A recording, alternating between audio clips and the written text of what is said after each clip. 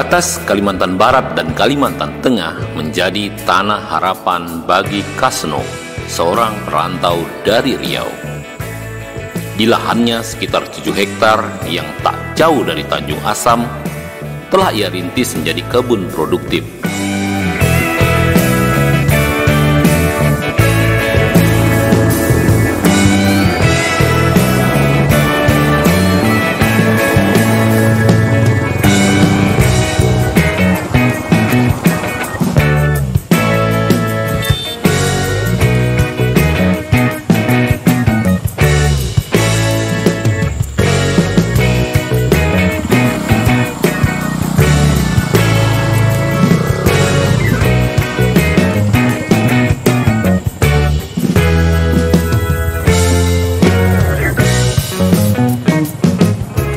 Betapa tidak, di sela-sela tanaman sawit yang masih kecil, ia menanami dengan tanaman palawija, salah satunya jagung hibrida.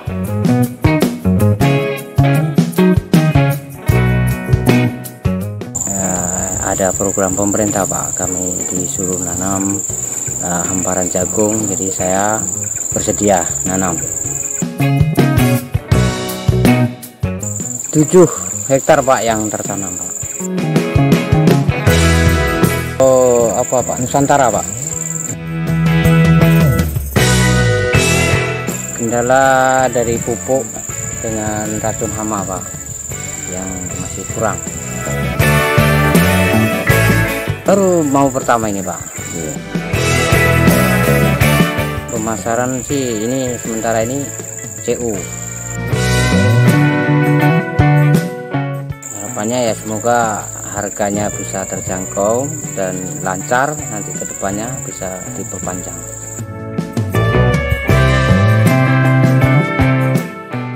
Kalau untuk belajar sih kita sama-sama belajar sebetulnya Pak, tapi ya kalau minta istilahnya mau diskusi tukar pengalaman sih boleh, untuk penanaman dan lain-lain sebagainya kayak racun, kayak pemupukan, cuman itu nih Pak kalau di tanaman ini.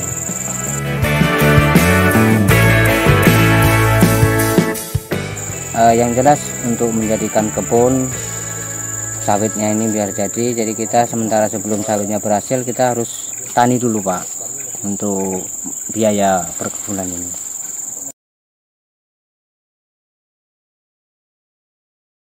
Ya kalau untuk pendamping ini saya katakan bagus, semua itu dia yang handle. Contohnya kayak setiap seminggu sekali saya informasikan harus ditengok ke lahan kekurangannya apa. Jadi kan saya perlu tanya juga karena kami belum begitu paham apa obatnya, apa pupuknya, supaya kita taninya itu sukses Pak.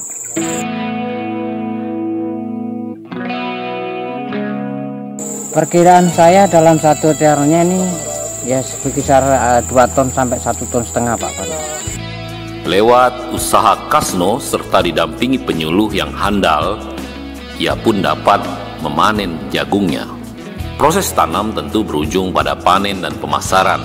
Kasno pun dijembatani oleh Juki dengan lembaga pemberdayaan yang bernama CUPS lewat bidang Social Performance Management yang juga membeli hasil panen dari petani jagung. Adalah Juki, seorang penyuluh pertanian dari BPP Nangatayab yang konsen mendampingi petani-petani, salah satunya Kasno.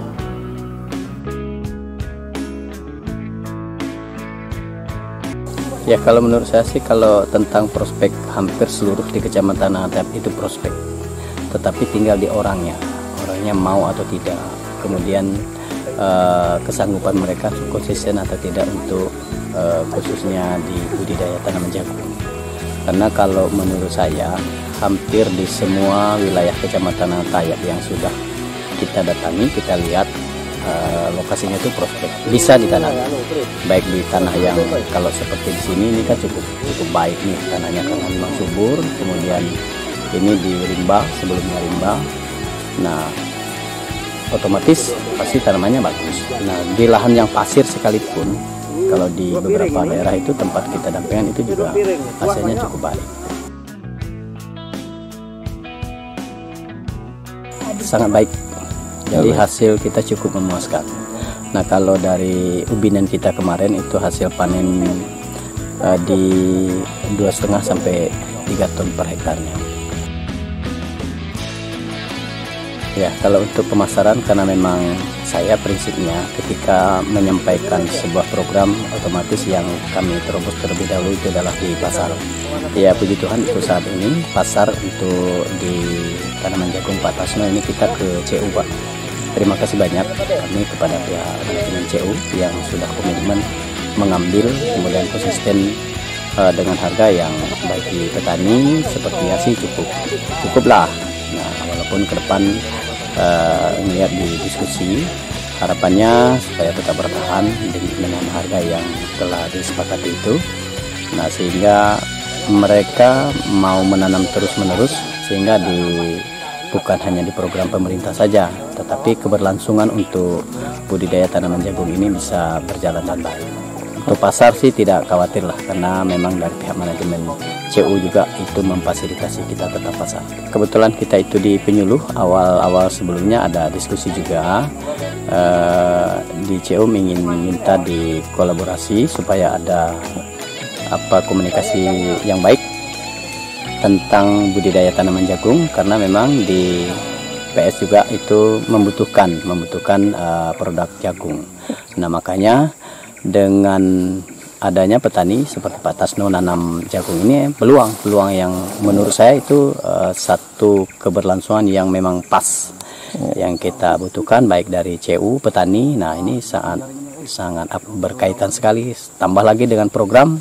Artinya kalau menurut saya untuk berkaitan dengan ketahanan pangan ini sangat satu alur lah begitu. Nah harapan saya sih ke depan melalui program ketahanan pangan juga petani bisa berhasil, kemudian dengan adanya tanaman jagung ini berkelanjutan juga di programnya CU itu bisa berjalan dengan baik, kemudian di petaninya sendiri juga mendapatkan hasil yang cukup maksimal, sehingga pertumbuhan ekonomi mereka itu bisa membaik lah. Menginisiasi warga lokal untuk bertani jagung hibrida tentu penuh dengan tantangan. Hal itu juga yang terungkap dari Tommy yang juga kepala dusun Kumpai Panjang. Ini sebenarnya mau dicoba sih, benar harus dicoba. Kalau kita kembali ke orang awam, orang kampung, agak berat Bang. Apalagi dikasih ibaratnya pinjaman modal, mungkin tanggung jawabnya agak berat Bang. Coba dengan tebar bibit, pas mau selesai bakar kan nggak mungkin lah, kilo udah tertanam ya. Pasti tetap tertanam, paling tidak kan sekilo apa. Kalau kayak hasil kayak ini kan lumayan. Ini momennya kayaknya momen yang pas, karena kan sekarang musim orang mau beladang gitu. Jadi kalau musim orang mau beladang ini, yang jelas masyarakat itu hemat di biaya pembukaan lahan.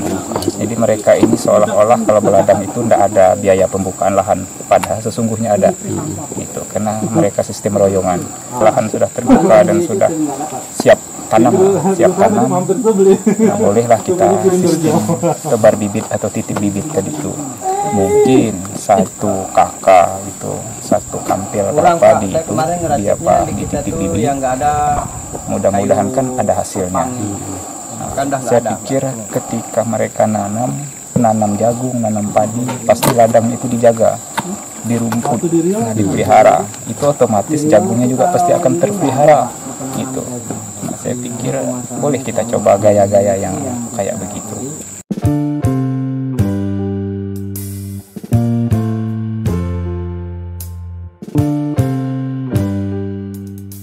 Nah, kita merasa optimis karena memang dari pendampingan yang dilakukan oleh BPP, kemudian dari kita bisa lihat hasilnya sendiri kan, bagaimana pohonnya pertumbuhannya sesuai dengan yang seharusnya, kemudian buahnya juga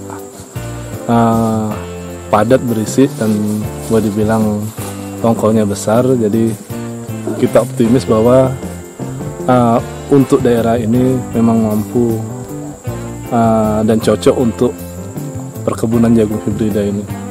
Ya, harapan kita semoga ini menjadi titik awal untuk sama-sama menuju sukses yang bisa berkelanjutan, sehingga kita bisa memang beriringan untuk menciptakan kemandirian ekonomi. Jagung menjadi salah satu kebutuhan penting dalam menunjang usaha ternak ayam petelur yang juga dikelola bagian SPM, yakni dalam bentuk campuran pakan. Tentu, ketersediaannya yang simultan dan berkesinambungan sangat dibutuhkan. Sinergi dengan anggota CUPS yang menjadi petani jagung adalah pilihannya. Sistem terintegrasi inilah yang sedang dirintis dan digalakkan. Membeli jagung pipil ke anggota tentu membawa manfaat ekonomi. Sementara itu, pengembangan demonstration plotting atau demplot sebagai rumah belajar yang produktif bagi anggota juga harus terus berlanjut. Kabut tipis di batas menyapa bersama angin pagi yang penuh harapan. Harapan akan pemberdayaan yang terintegrasi dan berkesinambungan. Harapan yang dibangun oleh rumah besar pemberdayaan bernama CU Pancur Solidaritas.